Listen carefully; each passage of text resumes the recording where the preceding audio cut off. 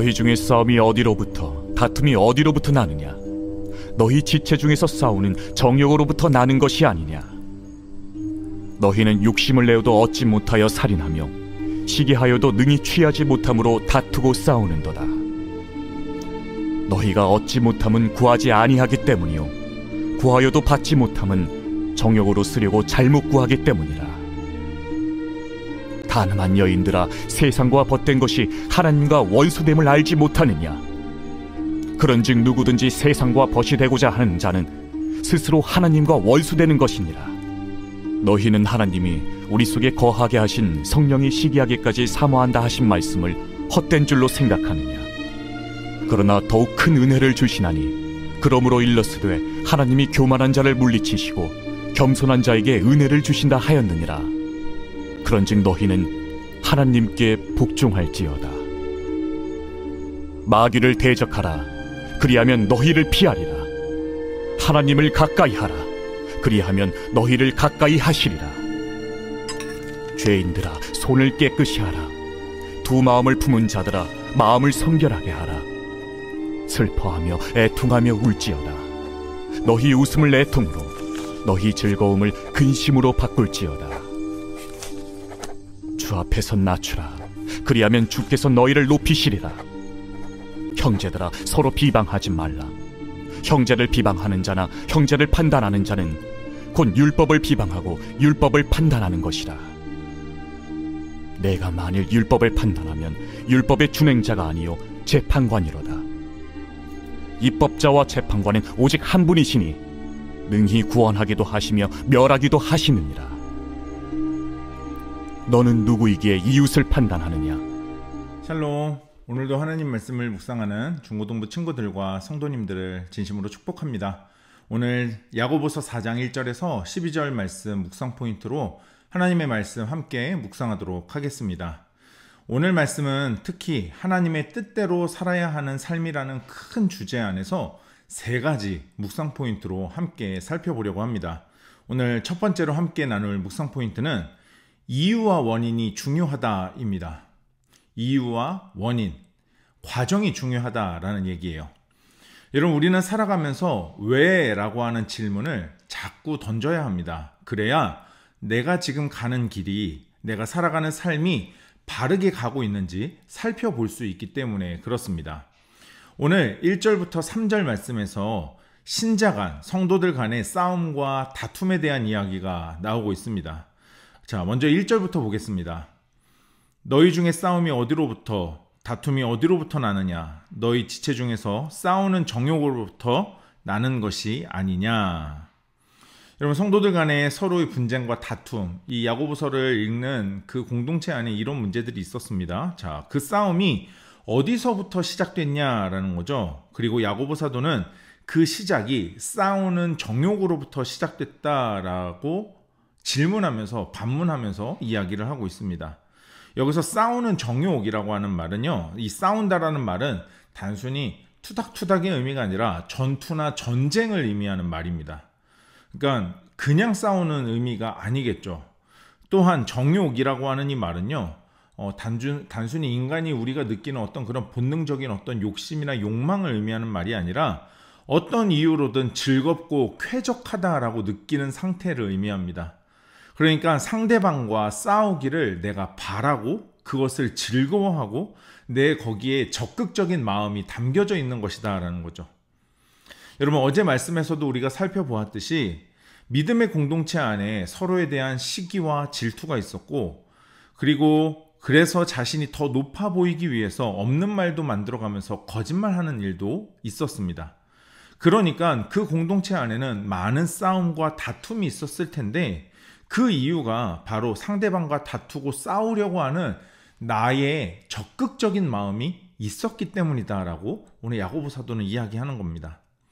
여러분, 이런 사람들이요, 이렇게 하나님께 얻지 못하는 이유, 구하지만 얻지 못하는 이유가 있다고 합니다. 물론 첫 번째는 구하지 않아서 얻지 못했다라고도 말하지만, 그 다음 말씀을 보면 구해도 받지 못하는 것은, 구했지만 하나님 주시지 않는 것은 그 마음이 정직하지 않기 때문이다 라고 말씀하십니다. 여기서 정직하지 않다라는 거는요, 기꺼이 다른 사람들과의 다툼과 싸움도 마다하지 않으면서 갈등을 만드는 이 사람이 하나님께 구하는 그 중심에, 그러니까 하나님 나 이거 필요합니다, 하나님 이걸 도와주시기 원합니다 구하는 그 중심에 정직하고 선한 마음이 있겠냐 하는 거죠. 여러분, 이것을 3절에서는 정욕으로 쓰려고 잘못 구하기 때문이다 라고 말씀합니다. 여기서 잘못 구한다는 건 이유와 원인이 잘못되었다라는 겁니다. 다시 말하면 틀렸다라는 거죠. 틀렸기 때문에 구해도 얻지 못하는 거고, 이유와 원인, 구하는 이유와 원인이 잘못됐기 때문에 하나님이 구해도 주시지 않는 거라는 거죠. 여러분, 오늘 하루 우리의 중심과 우리의 마음을 돌아보는 시간이기를 소망합니다. 여러분, 우리의 모든 일이, 그 모든 일의 이유와 원인이 어떤 모습이고 또 어떠한 태도인지 우리 자신을 돌아보면서 생각하는 그런 하루가 되기를 축복합니다. 두 번째로 함께 나눌 묵상 포인트는 우리 스스로가 진정 추구해야 할 것입니다. 여러분, 우리 스스로가 진정으로 추구해야 할 것이 무엇이냐 하는 거죠. 여러분, 이어지는 4절에서 가늠한 여인이라고 하는 표현으로 말씀이 시작이 됩니다. 여기서 가늠한 여인은 구약의 선지자들이 하나님께 대해 이스라엘의 불성실함을 표현하기 위해, 그러니까 하나님에 대해 성실하지 않은 이스라엘을 표현하는, 묘사하는 말로 구약에서 선지자들이 많이 사용했던 말입니다. 가늠한 여인이요, 이렇게요. 자, 이어지는 4절 하반절에 보니까 왜 야고보 사도는 그들에게 가늠한 여인이라고 표현했는지 잘 나와 있습니다. 4절 말씀 한번 보면요, 가늠한 여인들아, 세상과 벗된 것이 하나님과 원수됨을 알지 못하느냐. 그런즉 누구든지 세상과 벗이 되고자 하는 자는 스스로 하나님과 원수되는 것이니라. 여러분, 가늠한 여인이라고 한 이유가 뭐예요? 세상과 벗되려고 했기 때문이다 라고 합니다. 세상과 친구 관계가 되고요, 세상에 마음을 두는 관계가 됐다는 거죠. 결국 세상에 마음을 두고 세상과 친구 관계가 된다는 건 오늘 말씀에서는 하나님과 원수가 되는 것이다 라고 말씀합니다. 여러분, 특히 하반절에 누구든지 세상과 벗이 되고자 하는 사람은 스스로라고 표현합니다. 스스로 하나님과 원수가 되는 것이다. 여러분, 세상과 벗이 되려는 사람, 세상의 가치와 방법을 가지고 살아가려는 것, 그것을 추구하는 것은 여러분 스스로 자신의 의지와 결정으로 하나님과 원수가 되는 것이라고 말씀하고 있는 거예요. 하나님을 추구하고 하나님을 위해 산다라고 말은 하지만, 그렇게 사는 것처럼 보이지만, 세상을 추구하고 세상을 즐거워하는, 정작 그것을 추구하는 삶을 산다는 거죠. 그건 자기 스스로의 선택이고 자기 스스로의 결정이라는 겁니다. 상황과 환경이 더욱 하나님을 믿기 어렵도록, 하나님의 뜻을 따르기 어렵도록 만들어서가 아니라는 겁니다. 자기 스스로의 선택이고 결정이라는 겁니다. 여러분, 그러면서 우리를 향한 하나님의 뜻과 마음을 오늘 이렇게 말씀합니다. 여러분, 5절과 6절 말씀을 쉬운 성경으로 한번 보겠습니다. 하나님께서 우리 안에 거하게 하신 성령이 우리를 시기하기까지 사랑하신다 라는 성경 말씀이 아무것도 아닌 말처럼 생각됩니까? 하나님께서는 우리에게 성경이 말한 대로 더 큰 은혜를 주셨습니다. 그래서 성경에 이렇게 기록되어 있습니다. 하나님께서는 교만한 자를 물리치시고 겸손한 자에게 은혜를 주신다. 여러분, 그러면서 7절에 이어지는 말씀에 하나님께 복종하라 라고 말씀합니다. 여러분, 메시지 성경에는 이 하나님께 복종하라는 말을 이렇게 해석합니다. 자, 그러니 하나님이 여러분 안에서 그분 뜻대로 일하시도록 해드려라. 여러분, 이 말씀의 의미를 우리가 잘 이해하면 좋겠습니다. 여러분, 그러니까 내 안에서 일하시는 하나님이 하나님의 뜻대로 우리 안에 일하시도록 그분께 내 자신을 내어드리라는 뜻이에요. 그게 복종하라는 뜻입니다.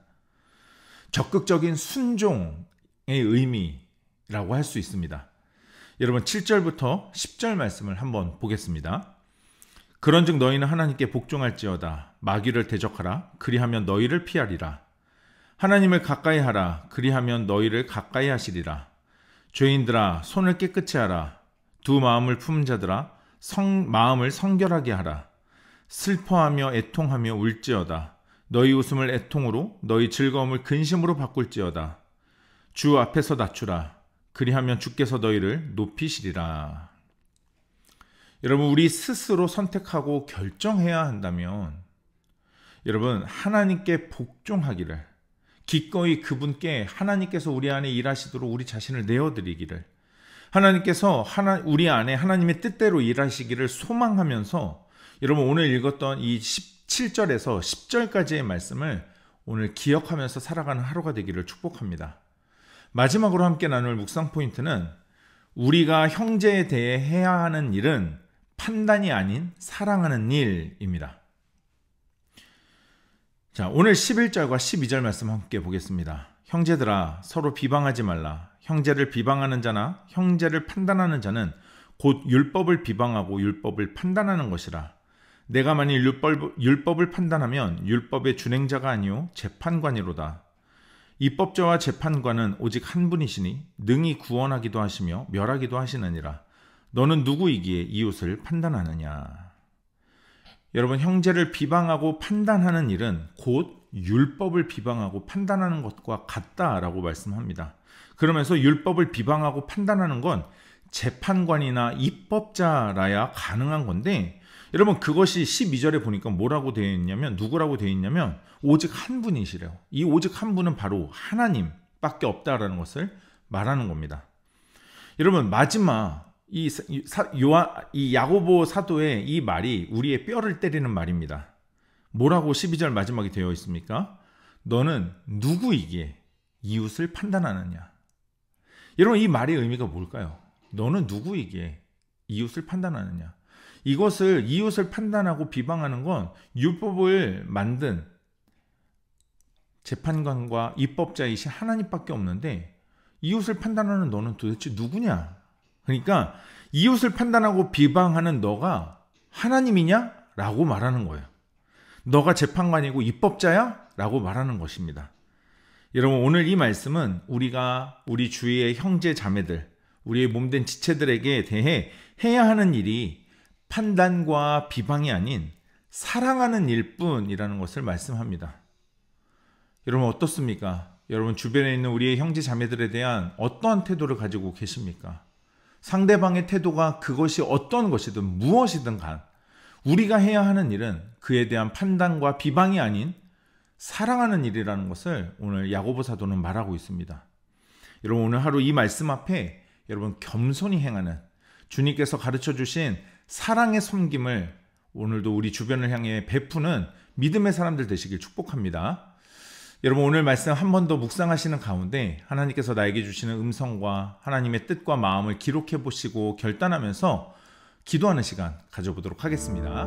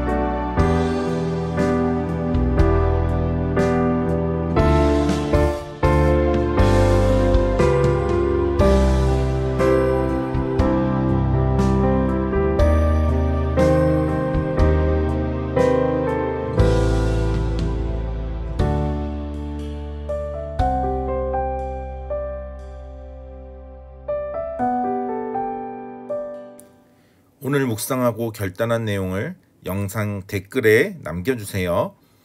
오늘 영상은 여기까지입니다. 오늘 하루도 하나님 말씀으로 믿음으로 승리하는 하루 됩시다. 샬롬.